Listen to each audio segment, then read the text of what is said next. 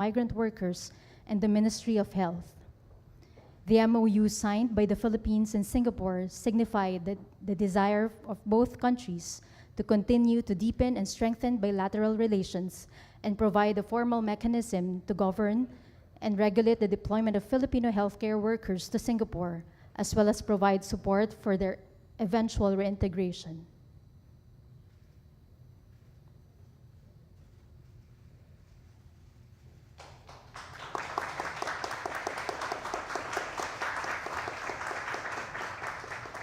Thank you, Secretary Kakdak and Minister Ong.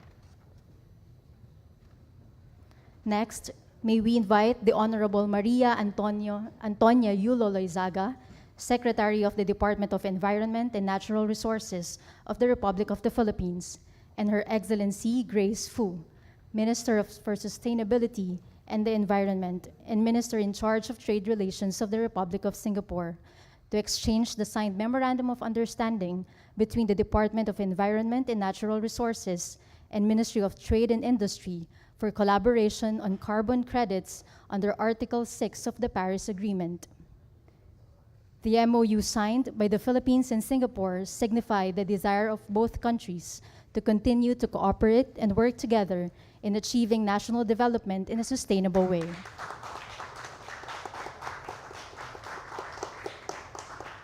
Thank you, Secretary Yulo Loizaga and Minister Fu. This concludes the exchange of signed agreements.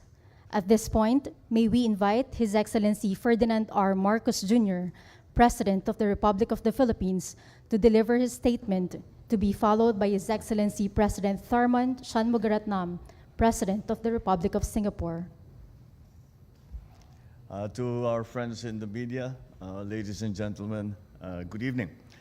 It is my distinct honor and pleasure to once again thank His Excellency President Tharman Shanmugaratnam, Head of State of the Republic of Singapore, for accepting my invitation to visit the Philippines. In this regard, I am pleased to inform all of you the results of our successful meeting with the President that we just had in our bilateral meeting. We had very open, frank, and wide-ranging, and I think it's safe to say that we literally went beyond the agenda that was laid out before us and covered so many subjects. And I think had we not been signaled by our protocol officers, we could have gone on for a very long time. But that is indicative of the state of Philippines-Singapore bilateral cooperation. The state visit was undertaken at the most opportune time, as this year marks the 55th anniversary of our country's diplomatic relations and comes upon the heels of several high-level visits, in which both sides have undertaken the year stated, since the year has begun. Our bilateral relations have come a long way and have undergone immense transformation since they were established over 5 decades ago.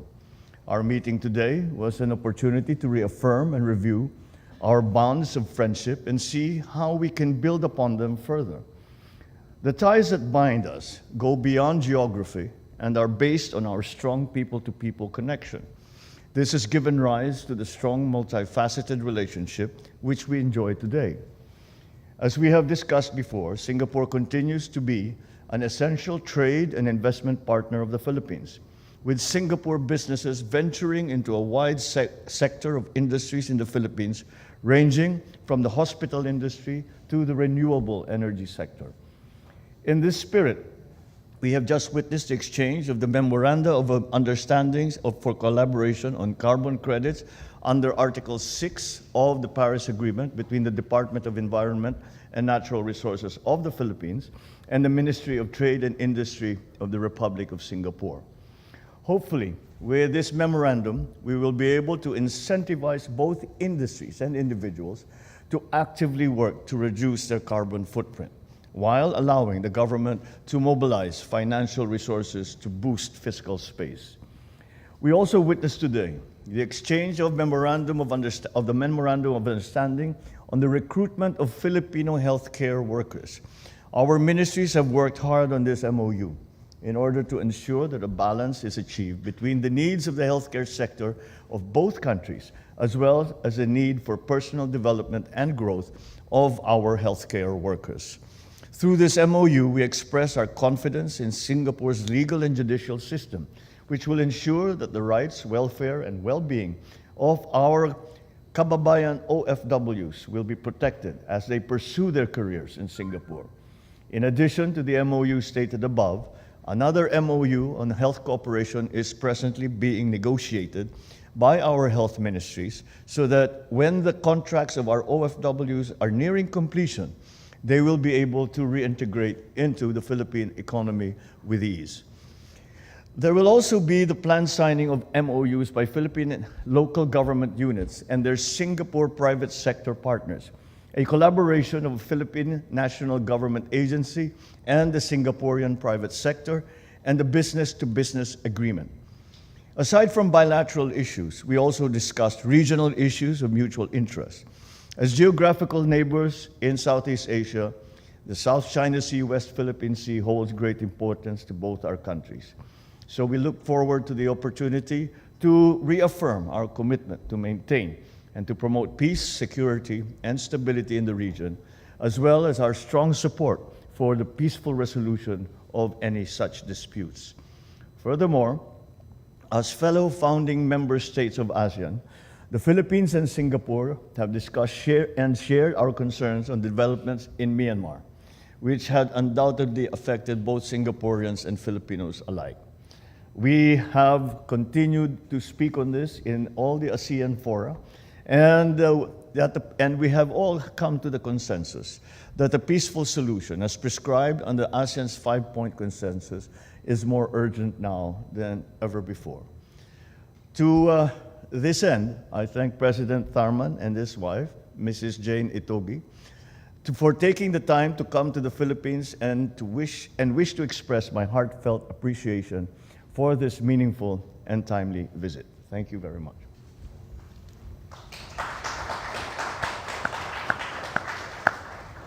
Well, President Marcos Jr., ladies and gentlemen, members of the media, good evening. Let me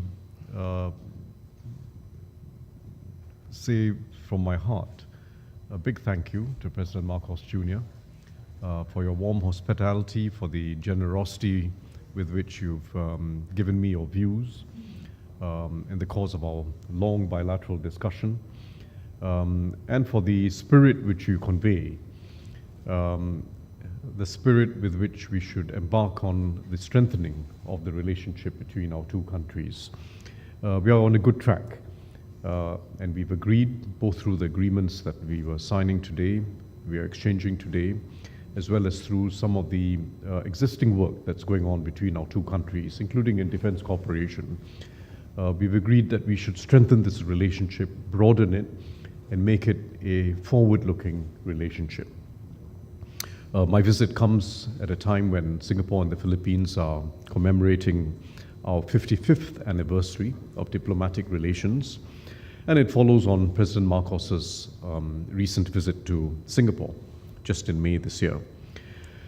We reaffirm the warm and long-standing relationship between Singapore and the Philippines.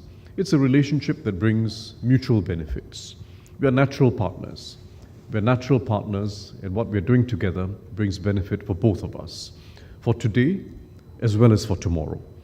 And I'm heartened to see how far the relationship is progressing, and each time we meet, in fact, since the last time President Marcos Jr. came to Singapore, just a few months ago, we've already made significant progress on several fronts, including on the MOUs that we just signed today. They're basically testament also to the way Singapore looks at the Philippines. We see ourselves as a partner in Philippines development in all aspects: economic development, sustainability, inclusive growth. We see ourselves as a partner for the long term.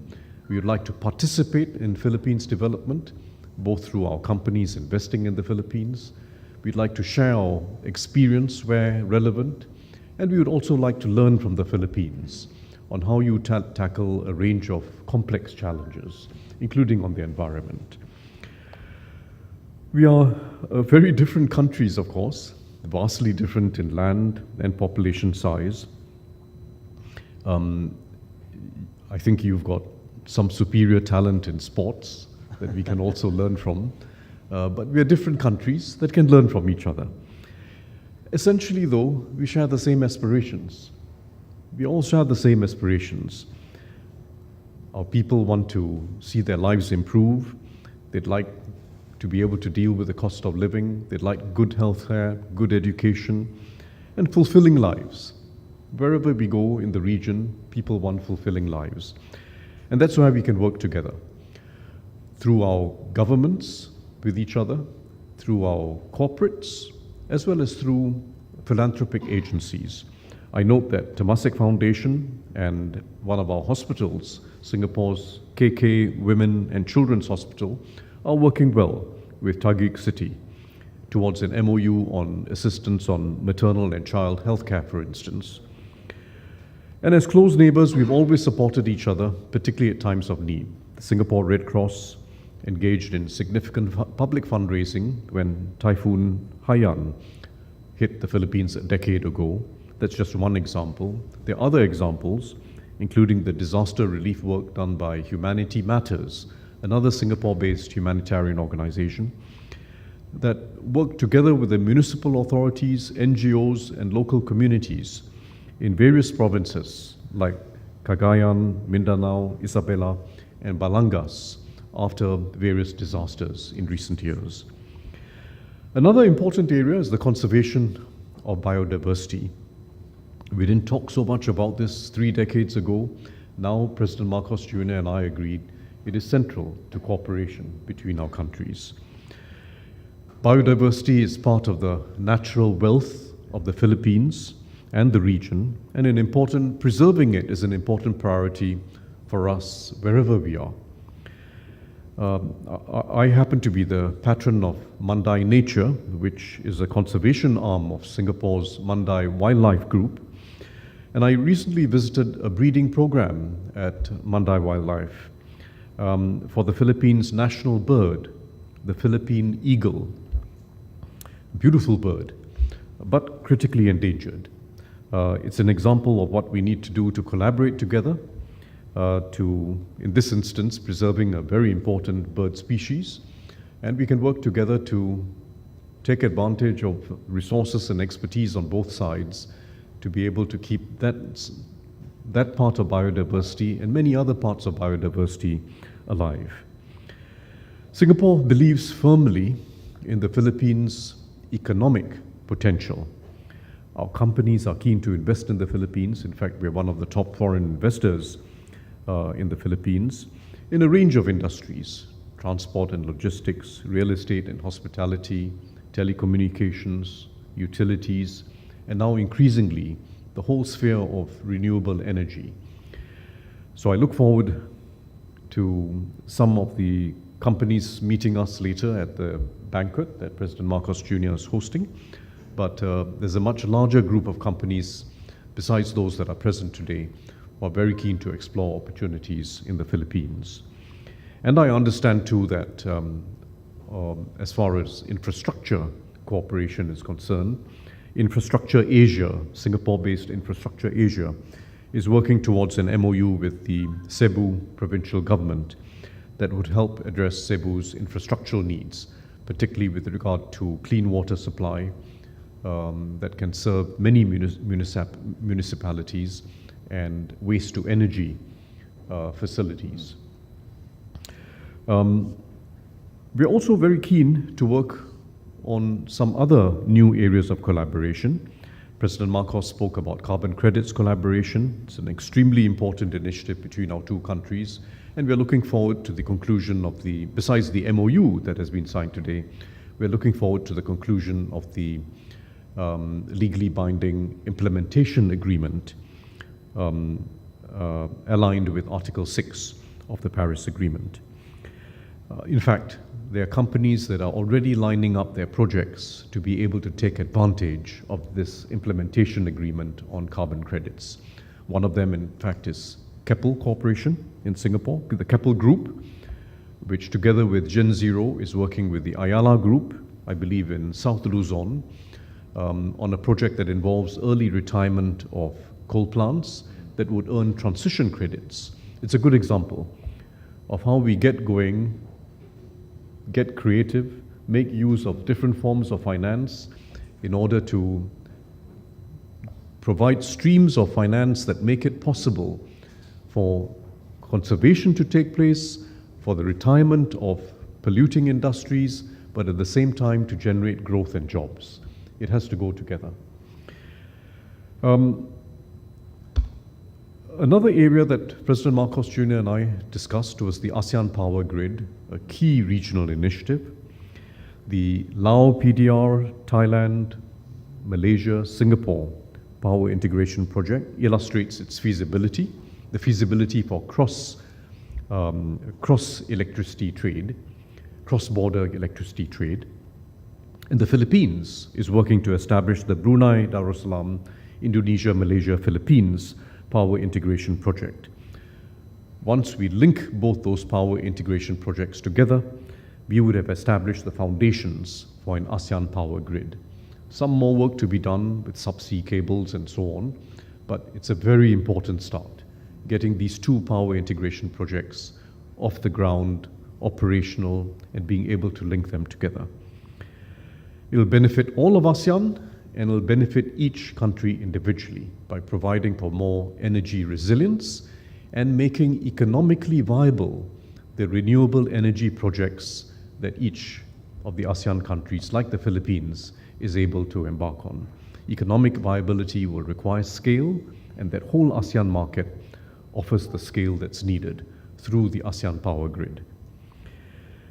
We also discussed the Philippines' efforts to drive digital transformation in the public service. Both sides are in discussion on a program to strengthen digital leadership skills in the Philippine civil service, and President Marcos Jr. and I agreed that we should get this going later this year. We've set a deadline for our officials to meet. It's a project that is of priority for the Philippine civil service, and we're very keen to play our role. In our case, we'll be using the National University of Singapore as a training partner.